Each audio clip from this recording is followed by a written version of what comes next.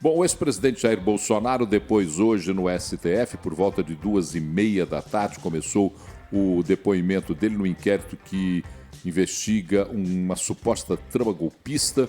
Entre as falas do ex-presidente Bolsonaro, ele pediu desculpas a Alexandre de Moraes por críticas feitas ao STF e afirmou que nada foi dito com a intenção de difamar os ministros, depois que Alexandre de Moraes questionou sobre os indícios de que ele teria feito críticas. Vamos ouvir o que disse Jair Bolsonaro.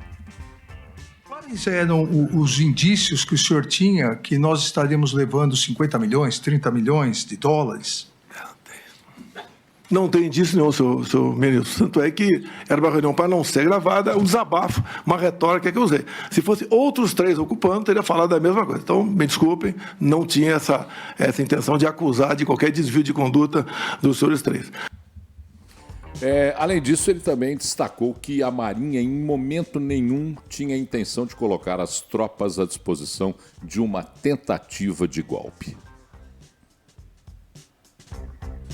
Não existe isso. Até eu digo a você, se nós fôssemos prosseguir no estado de sítio, ou até minha defesa, as medidas seriam outras. Na ponta da linha é que teriam outras instituições envolvidas. Agora, não tinha clima, não tinha oportunidade, não tínhamos uma base minimamente sólida para se fazer qualquer coisa. E, repito, só foi conversado esses outros hipóteses constitucionais, tendo de vista o TSE ter fechado as portas para a gente, com aquela multa lá que espero que um dia, Vossa Excelência, possa reconsiderar aquela multa e volte para o partido. Está fazendo muita falta para a gente, aqueles 22 milhões de reais. Bom, Bolsonaro, no outro momento, confessou que, de maneira informal, foram discutidas possibilidades, segundo ele, dentro da Constituição, de que ele não deixasse a presidência, que ele permanecesse na presidência. E ele garantiu que um golpe nunca foi uma opção.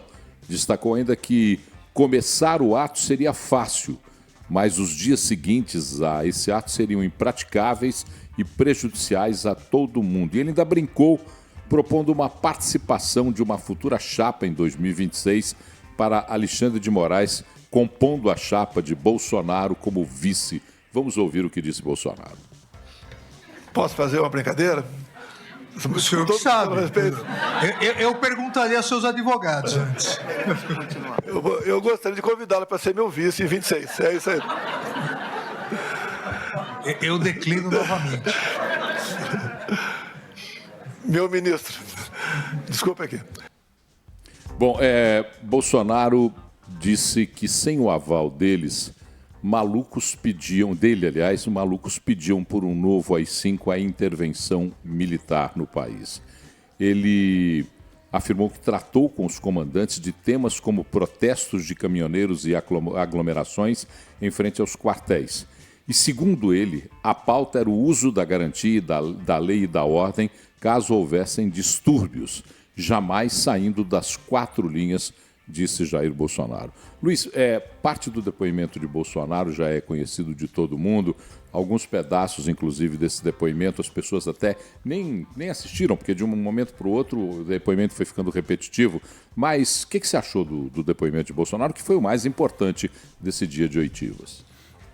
Paulo, a estratégia da defesa do ex-presidente Jair Bolsonaro é muito clara, né? Ele, por várias vezes,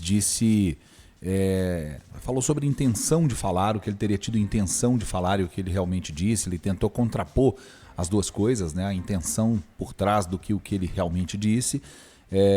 Falou que ele tem melhorado muito, mas ele é conhecido por não ser uma pessoa muito controlada do ponto de vista verbal, né?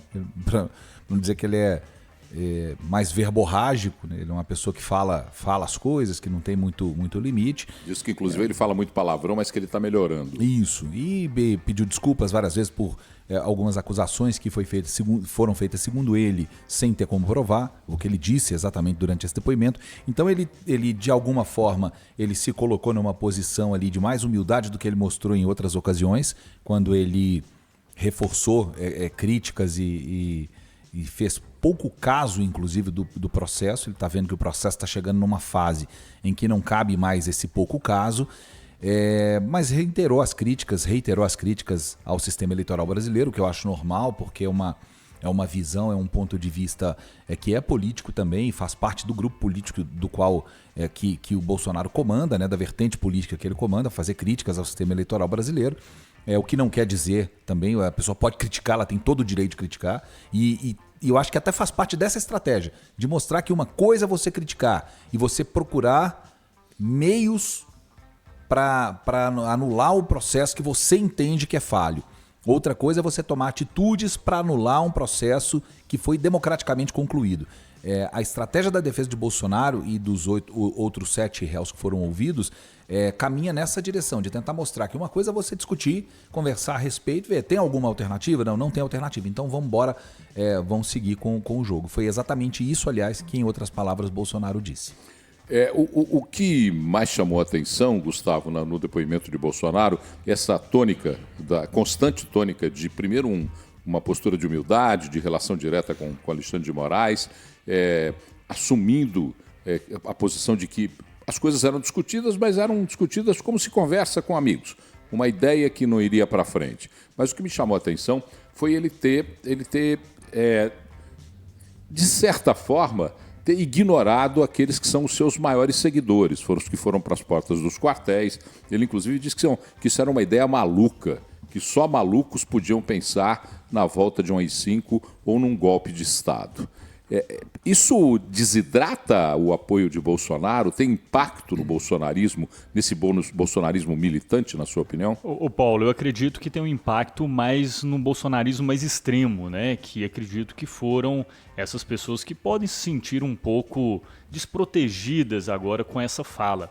Mas o que me chama mais atenção é o ex-presidente Jair Bolsonaro falar isso agora, né, Paulo? Ele ter esse posicionamento agora, que ele está ali diante de um processo criminal, diante de uma fala dentro de uma audiência, e é ele ter essa postura. Por que será que ele não teve esse mesmo comportamento anteriormente? Eu, particularmente, acredito que o ex-presidente Jair Bolsonaro, ele tem um perfil muito daquilo que se dizia antes, né, de ser aquela pessoa, aquele síndico de pijamão que chega no pilotis e briga com todo mundo, fala aquele monte de palavrão e fica por aquilo mesmo. Eu acredito ainda que ele é um perfil muito desse mesmo, que ele se disse. Mas por que só agora? Por que só dentro de uma audiência, de um processo tão importante para essa discussão? Será que é para fortalecer a sua questão de defesa? Será que o processo que está sendo conduzido no Supremo vai ser um instrumento para, entre aspas, melhorar a postura do ex-presidente? Não sei, viu, Paulo? Acho que são questionamentos para a gente ver, inclusive no decorrer aí desse processo, dessas audiências que vão ter ao longo dessa semana. Uma frase que eu gosto muito de... Desculpa, Paulo, te cortar. É porque alguns analistas que acompanharam e que foram detalhando... Eu fui acompanhando em partes, porque eu estava fazendo outro trabalho e acompanhando partes do que disse Bolsonaro. Mas alguns analistas que acompanharam, e eu li mais de um analista, eles acreditam que ele fez de tudo para evitar dizer que assumir uma postura de liderança em um movimento. Ele assumiu, sim, eu sabia, sim, existia, mas não era isso e eu não tinha nenhuma responsabilidade sobre isso. Ele disse que não direcionou ninguém, não orientou ninguém a ir à Praça dos Três Poderes no dia 8 de janeiro. O Braga Neto, agora há pouco, o general Braga Neto, no depoimento dele, disse que Bolsonaro, inclusive, orientou aos ministros que não dessem força a esse movimento, e é a linha que eles vão seguir. Tem uma frase que eu gosto muito de usar, principalmente para os meus filhos, uma forma de pensar, né? De que tudo que a gente faz na vida tem consequência. Tudo que a gente faz, né? Pode ser com a melhor das intenções. Essa consequência não precisa ser boa, precisa ser ruim, é uma consequência, isso é um fato. Tudo que você faz tem uma consequência. Isso vai desaguar em alguma consequência. Então, às vezes, você pode fazer de boa fé, mas vai desaguar numa consequência. E essa consequência nem sempre vai ser boa. Então, os seus atos, suas consequências. É uma coisa que a gente tem que carregar para a vida e entender. Faz com que a gente tenha que pensar muito bem antes de agir em algumas situações. Então, algumas das coisas que Bolsonaro falou no percurso do seu mandato e principalmente no final do seu mandato vão ter consequências agora. E cabe muito aos advogados dele conseguirem provar essa tese de que ele não foi um golpista, e cabe à Procuradoria-Geral da República, que foi quem fez a denúncia, provar que ele foi. E a consequência disso vai ser a condenação ou a não condenação. Não tem uma terceira consequência. Né? E todo mundo tem que estar preparado para isso, os apoiadores e os críticos de Bolsonaro também, porque isso pode ter também consequências. Pode ter também consequências. É interessante você estar falando isso porque o Procurador-Geral da República, Paulo Gonet, num determinado momento pergunta a Bolsonaro: o senhor fez críticas ao ministro Barroso e dizendo que Barroso teria que tomar cuidado, convocando o ministro Fachin, quando presidente do TSE, a colocar o ministro Barroso dentro de um processo de ordem no que ele fazia dentro do Tribunal Superior Eleitoral. E Bolsonaro disse: não, o senhor me conhece, procurador, eu sou uma pessoa de rompantes. Aquilo que eu falei no palanque não era aquilo que eu queria dizer. Vai nisso que você falou. É refém da própria fala e daquilo que disse. E disse isso em cima de um trio elétrico na Paulista.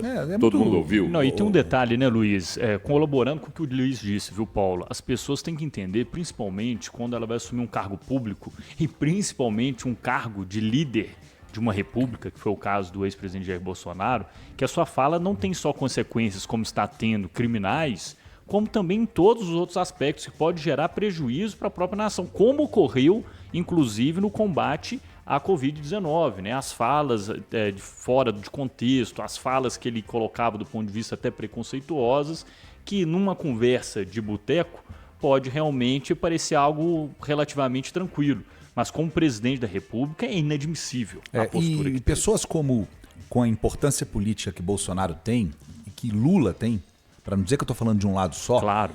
Pessoas com a relevância política que esses dois personagens têm, elas precisam ter uma noção mais exata das consequências das coisas que eles falam. Porque quem ouve não pode ser responsável pela sua intenção. Quem ouve é responsável pelo que você de fato falou. Perfeito. Né? Você não pode esperar que a pessoa entenda a intenção que está por trás do que você diz. Então, quando você fala que a vacina transmite AIDS, você está dizendo que ela transmite AIDS. Não interessa se você quer ou não dizer aquilo. E a consequência disso, para quem ouviu, pode ser muito grave, que uma pessoa pode não ter tomado vacina por isso e ter morrido. Entendeu? Então, assim, se a pessoa escolher tomar ou não tomar a vacina de consciência própria, beleza. Mas quando ela escolhe fazer isso porque um líder político, uma pessoa que ela admira, uma pessoa em quem ela acredita, disse, é uma responsabilidade muito grande. Não adianta você dizer depois, foi só uma brincadeira. Não, cara, não tem brincadeira a respeito disso. Não, e aí, Luiz, isso dá resultado em quê? No que nós conversamos ontem, da qualidade dos nossos políticos atualmente. Inclusive, dessa discussão do processo criminal, na minha opinião, acho que o ponto mais crucial de tudo que está sendo falado é aquela trama do sequestro do ministro Alexandre de Moraes ou seu assassinato. Aquilo que eu vejo algo assim, é mais grave, na minha opinião, do ponto de vista de expressar qualquer tipo de fala, qualquer tipo, nesse contexto que a gente está dizendo aqui agora. De tudo que foi falado, de tudo que está sendo discutido do processo, não do ponto de vista jurídico, mas de consequências, inclusive, do que você disse. Na minha opinião, essa trama desse sequestro, de assassinatos que eu vejo que é algo mais extremamente grave.